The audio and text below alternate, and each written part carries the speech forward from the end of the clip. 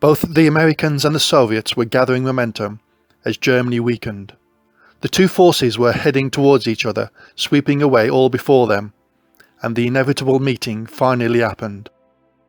The pre-war picturesque town of Torgau, situated on the River Elbe, was the location where the American and Soviet fronts met in the final days of the war.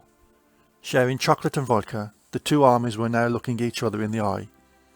The goodwill towards each other wouldn't last long, and the armaments they both aimed at the Germans would soon be aimed at each other. The staged photograph, taken on the bridge over the river a day after the initial meet-up, was a symbolic moment. But it was also a moment when the world changed, and the armed forces of both nations now stood face to face. Less than a week after the photographs to commemorate this event had been taken, Hitler was dead, and the hammer and sickle flew over the shattered remains of the German capital. The Nazis had been defeated, and for a brief moment, American and Soviets exchanged smiles and handshakes on European soil. 30 years later, another handshake would take place between Americans and Soviets. This time the two sides would meet not on the banks of a river, but in the hatchway of two spacecraft as they passed eye over Europe. One of the participants of that historic joint venture in space was cosmonaut Valery Kubasov, and he later said, "One can only regret that this beautiful example of cooperation did not find a worthy continuation later on." The same could have been said of the meeting that took place on the 25th of April 1945, but after this first handshake, no such cooperation would exist. As if to highlight the new post-war era, Torgau, the brief symbol of American and Soviet comradeship, would come under Soviet control and become the site of an NKVD prison. As one theatre of war came to an end, another was in its final devastating death throes. Over the skies of Japan, two silver American B-29 bombers ushered in a new age of nuclear warfare, and in doing so they brought to an end Japan's horrific campaign of conquest and slaughter. Many hundreds of thousands of Allied lives were saved by President Truman's reign of ruin from the air, which forced the Japanese leaders to accept total surrender. Backed up by his country's nuclear capability, President Truman took a different approach to the Soviets that his predecessor had taken. So after the death of President Roosevelt, the relationship between the American and Soviet leaders veered away from cooperation. This was unfortunate, because by the end of the Great Patriotic War, Russia was a force to be reckoned with, in control of huge swathes of Eastern Europe, and a leader who had shown himself to be merciless in his desire to gain territory and power. Even as the war was ending, the global political status quo was already being reshaped. On the 17th of August 1945, the Republic of Indonesia declared itself independent from Dutch rule. On the very day that the Japanese were signing the documents of surrender, Ho Chi Minh declared independence for Vietnam from its French colonial masters. During the same month, American forces entered the south of Korea to take control from the Japanese. With the Russians occupying the north of the country, Korea was divided at the 38 degrees north line of latitude as a temporary measure. During 1948, this divide would become permanent as the South declared itself a liberal democracy and the North declared itself a republic under the communist dictator Kim Il-sung. The 38th parallel had become another fuse waiting to ignite. When the end of the Second World War came, countries that had fought for freedom from the dictator Hitler now came under the subjugation of the dictator Stalin, and the freedom from tyranny, paid for with the blood of millions, was denied to them as democracy was crushed. The map of Eastern Europe had rid itself of the swastika, only to have it replaced by the hammer and sickle, and Albania, Bulgaria, Czechoslovakia, Hungary, Poland and Romania would all fall. Around the world, communism was on the rise, as the populations of countries once under the control of Western governments turned to its ideology and looked towards a new future where the people ruled their own nation. In September 1945, the seeds of the First Indochina War were being sown as the communist follower Ho Chi Minh denounced French colonial rule just days after the provisional government of the Democratic Republic of Vietnam had been announced. Vietnam wanted independence, and this meant the eviction of the Japanese occupiers and the end of French rule. Ho Chi Minh had requested that America respect Vietnam's desire to be independent.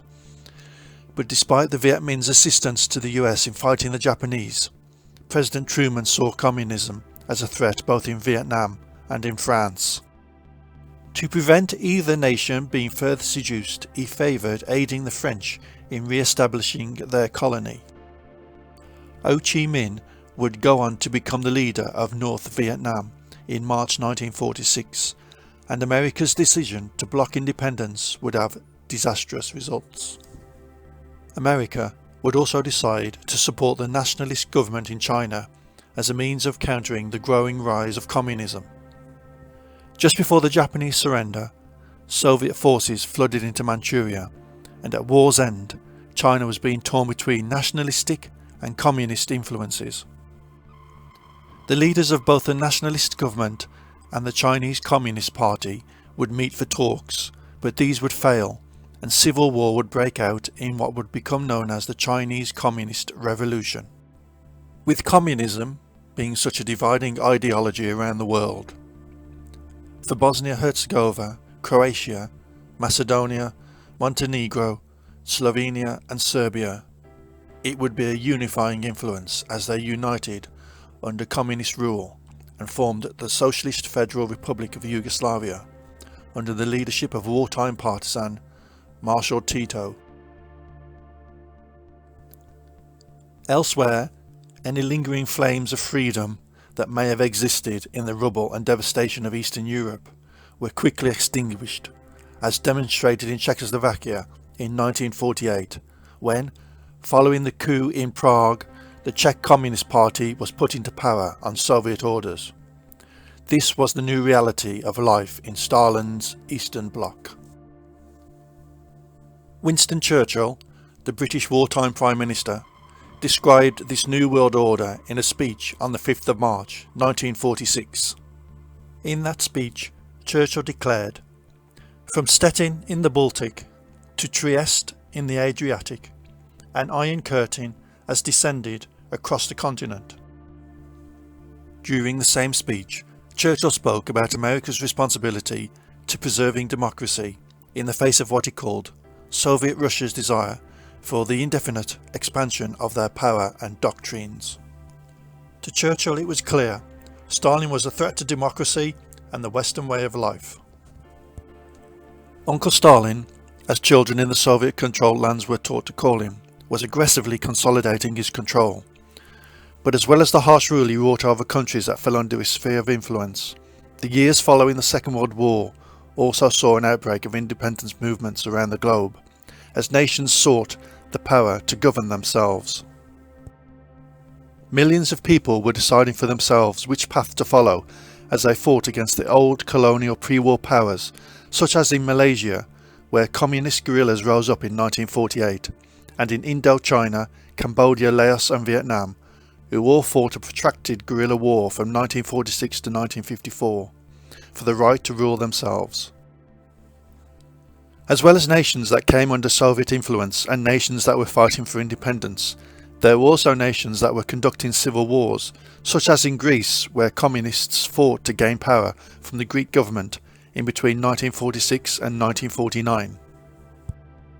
All pretense of cooperation froze in the Cold War as the forces of the Red Army now went head to head with those in the West, and this change from allies to protagonists was demonstrated none more so than in the German capital. Despite coming within territory under overall Soviet control, Berlin had been divided up in between France, Great Britain, the Soviet Union and the United States of America. In June 1948, the Soviets put into effect their plan to end the West's occupation of their zones within Berlin. Called the Berlin Blockade, they denied access to the city via land, forcing the Western powers to deliver food to the 2 million Berliners living in their zones by air. Finally, during May 1949, Stalin lifted the restrictions into Berlin, and the blockade came to an end. The first challenge by the Soviets had finished, with the West proving that they would rise to meet the threats of the dictator Stalin. Just under 2 weeks later, West Germany was formed and would continue to live side by side with its communist neighbour until the end of the Cold War.